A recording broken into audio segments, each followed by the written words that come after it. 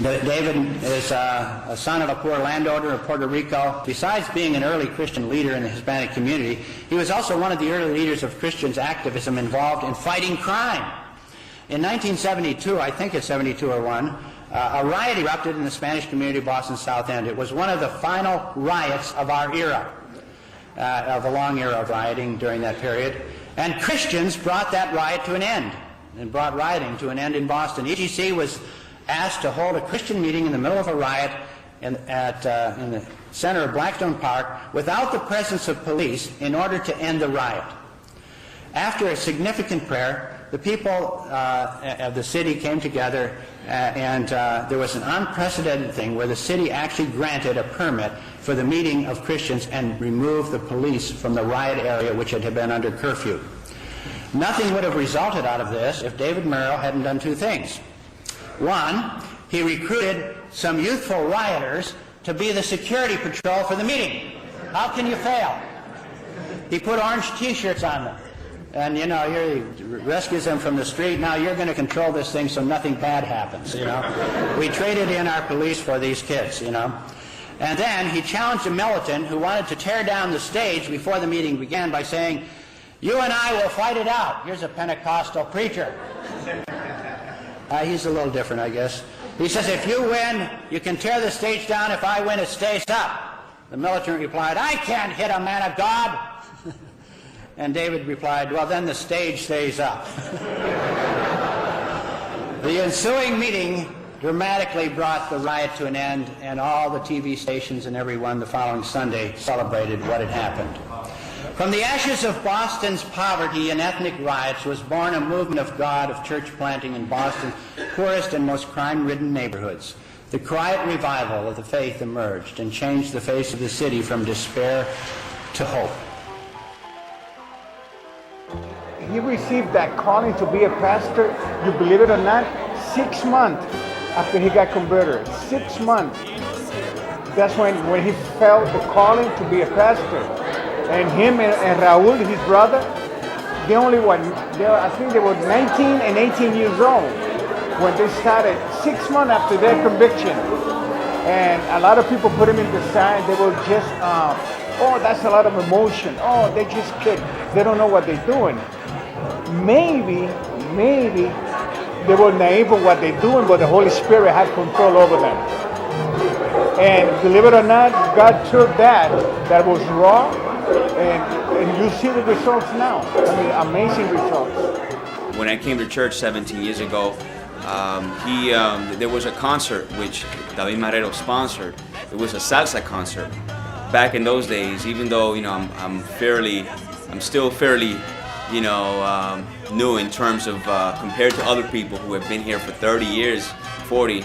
I've been here for about 17, but I saw him as an innovator because he actually brought the salsa singers when no other churches were playing salsa. I actually had an opportunity to go to Puerto Rico with him, and there was a big salsa concert, and the musicians like Bobby Cruz, Richie Ray, and all these other salsa singers actually thanked David Marrero personally right there. As the concert went on, they thanked him. They said, this man told us to continue singing salsa, continue singing music, and even with me, with what I've done in music, he was the first person who gave me a shot, who gave me a chance to record. And I never forget that. I really appreciate that, and he's an innovator. I see him as an innovator. When your grandfather, aka Pastor Marrero, started, he was actually very young. He was in his 20s. Him and his brother Isaias were the first actual youngest Latino pastors to come into the Defenders of the Christian Faith movement. Not only that, I think radical in their way of being. My mom grew up as a teenager having him as her pastor. I grew up as a teenager, her daughter, being one of the youth that grew up in his ministry and understanding that he's radical in his sense that he knows who he is. He doesn't have a problem telling you who he is, sharing with anybody who he is. And he was the type of pastor that didn't have a problem going with a group of 60, 70 young people down to Huntington Avenue for Boston House of Pizza. he would stand there in the middle of traffic and completely stop traffic so that we could all cross by, make sure that we were all safe. He didn't have a problem joking around. He was a real person. It's who he is, you know. Christmas without, you know, Pastor Marrero, and without Latin music, and without, you know, swinging a few words in English and Spanish, just wouldn't be Christmas. It wouldn't be who we are today. We are a bilingual church because we had a pastor who believed that you embrace the community that you're in, but you never lose your heritage, no matter what's going on. My name is David Marrero. I'm from Boston. I'm a minister. I started the ministry when I was 21 years old, and I'm 65 to 66, and I'm still ministering in the same church, the same place for the last 44, almost 45 years. I used to live in New York, and I have an experience. I used to be a very, very rough kid, and I have an encounter with the Lord in New York City. And the same night that I had that encounter, I felt led, like you said, felt led by the Spirit. I don't know if you understand what I'm saying, but I did.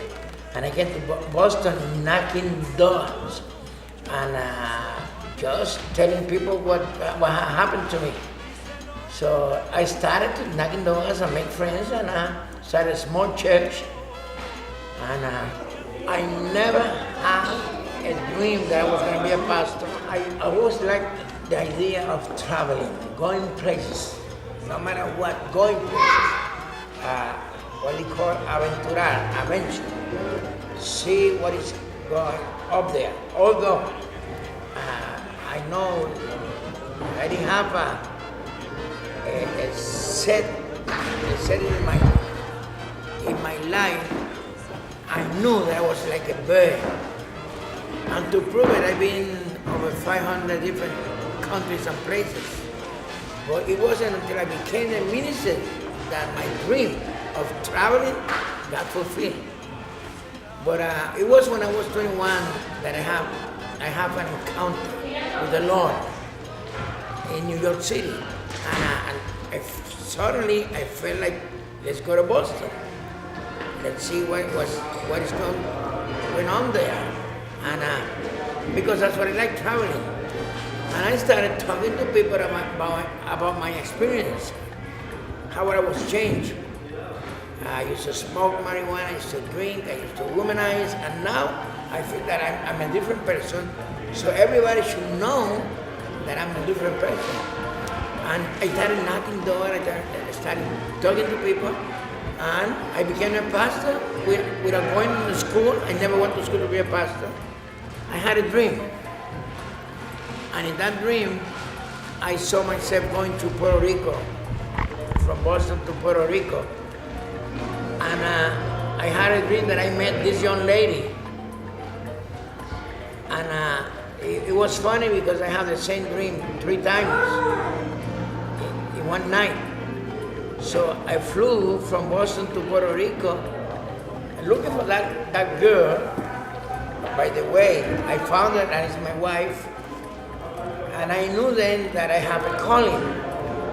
Because if I had that dream, first of all in my mind, secondly in my real dream, and then I said, well, and the dream is that I found it in a church.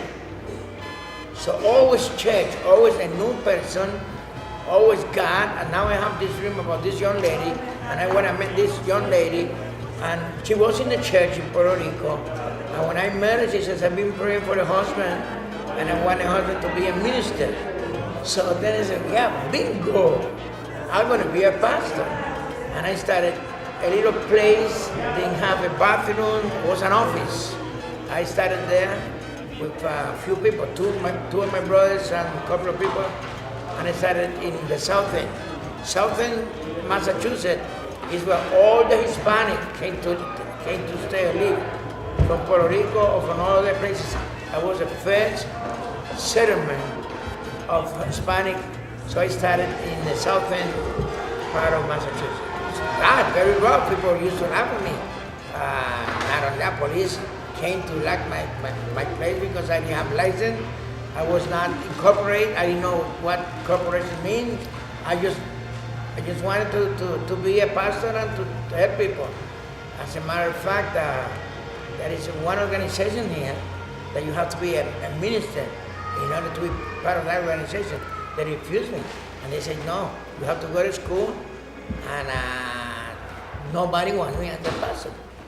If you cannot against your enemy, you join your enemy. So what I did, I volunteered myself with the police department, the State Department, the welfare department. I volunteered myself.